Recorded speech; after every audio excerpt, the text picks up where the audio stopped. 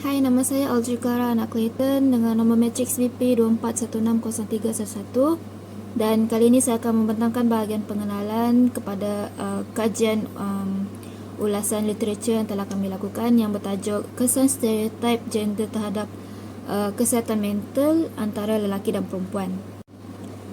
Stereotip gender merupakan tanggapan umum, ciri-ciri, peranan dan juga tingkah laku yang dianggap sesuai untuk lelaki dan perempuan. Ianya kebiasaannya dipraktikkan melalui media, budaya, pendidikan dan juga persekitaran sosial sejak kecil lagi. Lelaki sering dibelenggu dengan stereotip masculine toxicity di mana mereka menindas emosi, mengabaikan kesihatan fizikal dan mental dan juga menghadapi tekanan kewangan yang besar di mana ianya akan membawa kepada masalah kesihatan mental. Perempuan pula sering dibebankan dengan sifat kemesraan dan peranan domestik iaitu sebagai penjaga keluarga di mana ia membataskan peluang kerjaya, beban kerja emosi yang tinggi dan juga tekanan psikologi seperti anxiety dan juga kemurungan. Terdapat 3 objektif kajian yang telah kami pilih dalam melakukan ulasan literatur ini, iaitu yang pertama dengan mengenal pasti perbezaan jenis stereotip gender yang dialami oleh lelaki dan perempuan dalam konteks sosial semasa. Objektif yang kedua iaitu menganalisis perbezaan kesan stereotip gender terhadap kesihatan mental lelaki dan perempuan. Dan objektif yang terakhir iaitu mengkaji strategi dan pendekatan yang berkesan dalam mengurangkan kesan negatif stereotip gender dalam kalangan lelaki dan perempuan. Saya akan teruskan dengan pembentang yang seterusnya. Sekarang saya akan sambung bahagian penerangan artikel.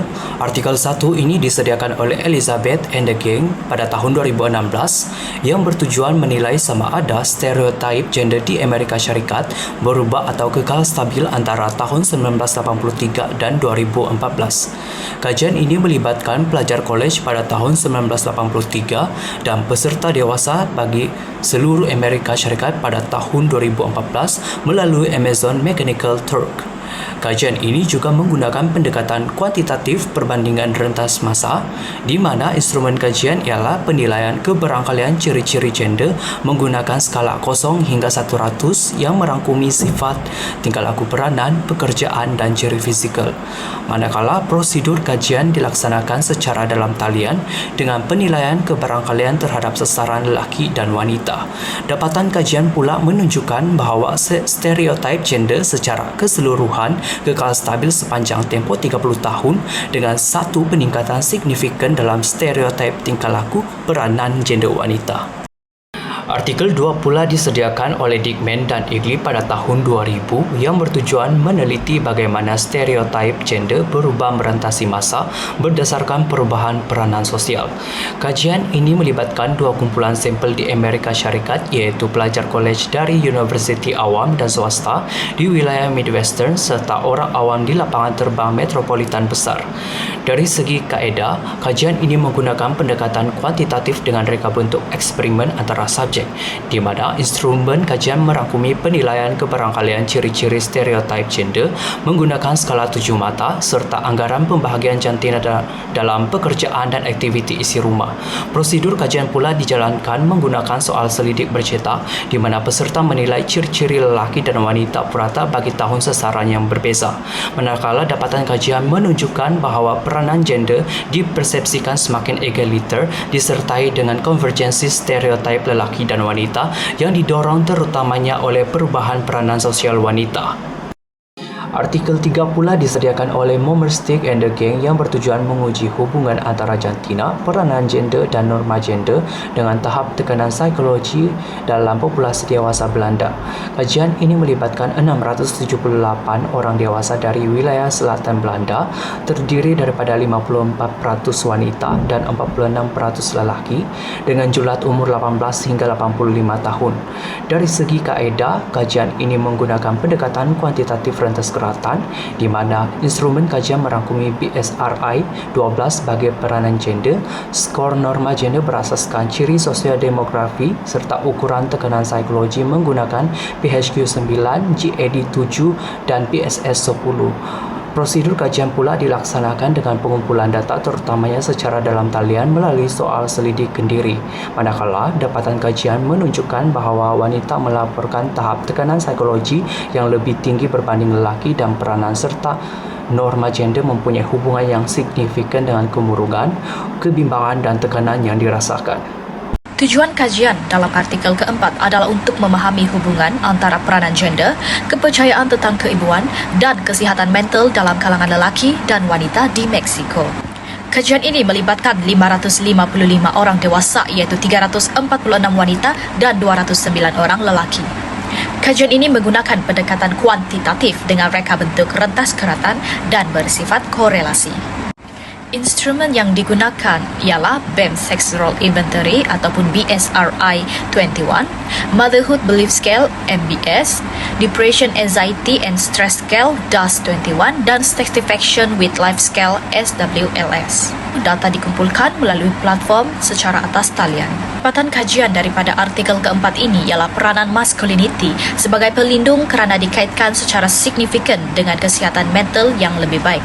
Seterusnya, tahap femininity yang lebih tinggi dikaitkan dengan tahap kebimbangan dan tekanan yang lebih tinggi.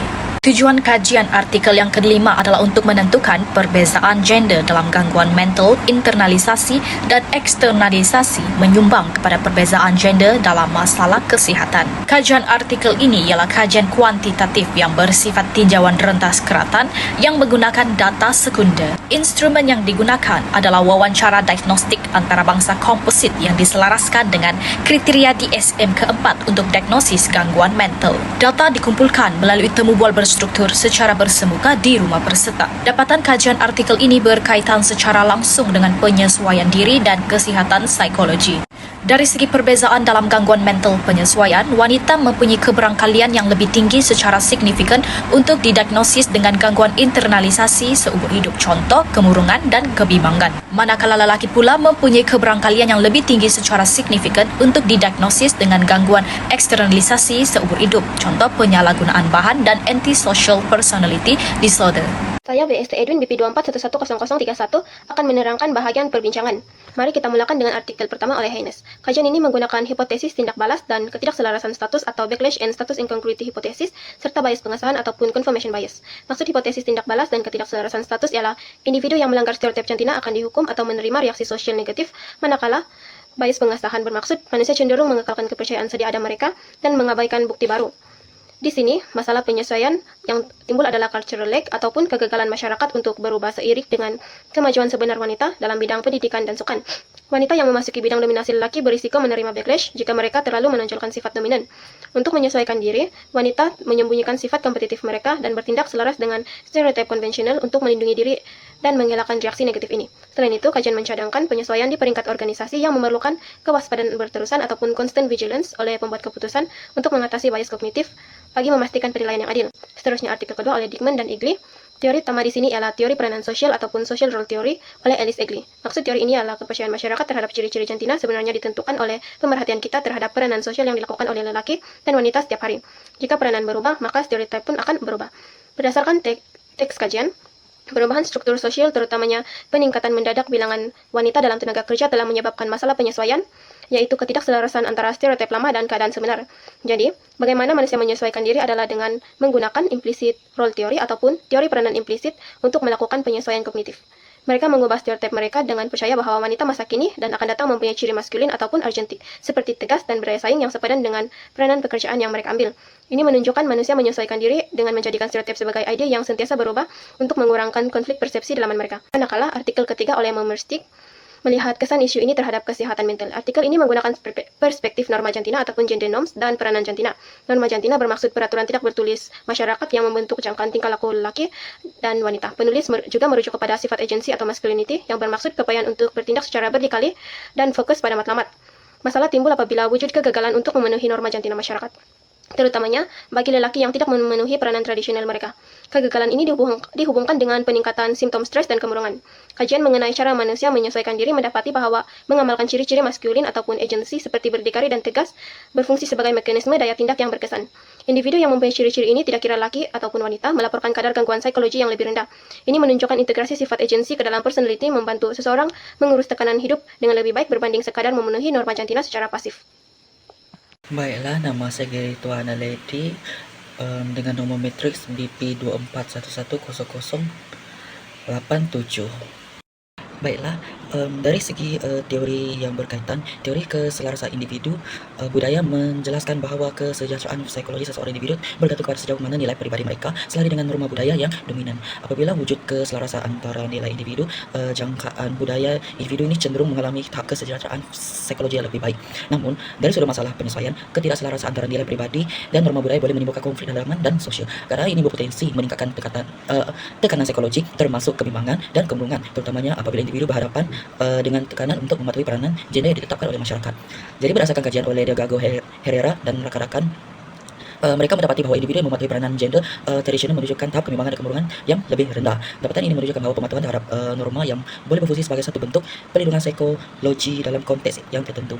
Jadi dari segi cara menyesuaikan diri dalam budaya kolektivis, pematuhan terhadap peranan gender dan norma budaya berfungsi sebagai strategi penyesuaian kognitif. Jadi strategi ini membantu individu mengurangkan konflik sosial serta tekanan psikologi dalam jangka pendek dengan menyesuaikan diri kepada jangkaan dan nilai yang diterima secara sosial. Baiklah, sekarang saya akan menerangkan isu ini daripada sudut biopsikologi dengan merujuk kepada teori beban allosterik. Dari segi teori berkaitan dengan teori beban allosterik ini menerangkan bagaimana pendedahan terhadap stres berpanjangan menyebabkan kehausan fisiologi terkumpul dalam sistem badan. Jadi kehausan ini yang dikenali sebagai beban allosterik yang berlaku apabila sistem biologi kita ini sentiasa berada dalam keadaan penyesuaian terhadap stres. Dalam jangka panjang, keadaan ini menyebabkan risiko yang morbidity dan penyakit kronik. Jadi berdasarkan masalah penyesuaian, Needham dan Hill menggunakan kerangka ini untuk menunjukkan bahawa perbezaan gender dalam corak penyesuaian psikologi boleh menjadi laluan kepada masalah kesihatan fizikal. Kajian mereka ini mendapati bahawa wanita lebih cenderung menggunakan strategi penyesuaian berbentuk internalisasi dan seperti menyimpan tekanan yang secara mendalam dan yang meningkatkan risiko gangguan emosi. Jadi gangguan internalisasi ini seterusnya bertindak sebagai perantara kepada prevalence penyakit fizikal yang lebih tinggi dalam kalangan wanita, termasuk artritis, sakit kepala dan pembuangan putih empedu. Jadi dari segi cara menyesuaikan diri, strategi internalisasi ini berbentuk hasil daripada proses sosialisasi gender, di mana wanita lebih digalakkan mengekalkan keharmonian sosial dalam jangka pendek yang menyumbang kepada peningkatan beban allosterik dalam jangka panjang. Oleh itu, tekanan psikososial yang tidak diluahkan secara adaptif akhirnya diterjemahkan kepada hausan fisiologi dan seterusnya penyakit kronik. Sekian daripada saya. Berdasarkan kajian yang telah dilakukan, dapat kami simpulkan bahawa stereotip gender memberikan kesan yang signifikan terhadap kesihatan mental individu, baik lelaki maupun perempuan. Stereotip maskulin dan feminin yang kaku sering dikaitkan dengan peningkatan tekanan psikologi apabila individu tidak dapat memenuhi norma gender yang telah ditetapkan oleh masyarakat. Secara spesifik, tekanan untuk mengekalkan identiti maskulin yang menghalang ekspresi emosi dan pengabaian kesihatan dikaitkan dengan risiko gangguan mental seperti kemurungan dan kadar bunuh diri yang tinggi dalam kalangan lelaki. Sebaliknya, perempuan seringkali menghadapi beban emosi dan tekanan untuk mematuhi peranan domestik serta standard penampilan yang menyumbang kepada tahap keresahan ataupun anxiety dan kepuasan hidup yang lebih rendah. Oleh itu, usaha untuk mengurangkan kesan negatif stereotip gender perlu melibatkan pendidikan awam, advokasi media yang inklusif dan juga intervensi di peringkat organisasi dan dasar yang menggalakkan persekitaran sokongan tanpa mengira gender. Pemahaman yang lebih mendalam juga penting tentang dinamik gender dan kesannya terhadap kesihatan bagi membentuk masyarakat yang lebih adil dan sihat dari segi psikologi. Itu sahaja daripada kami. Sekian, terima kasih.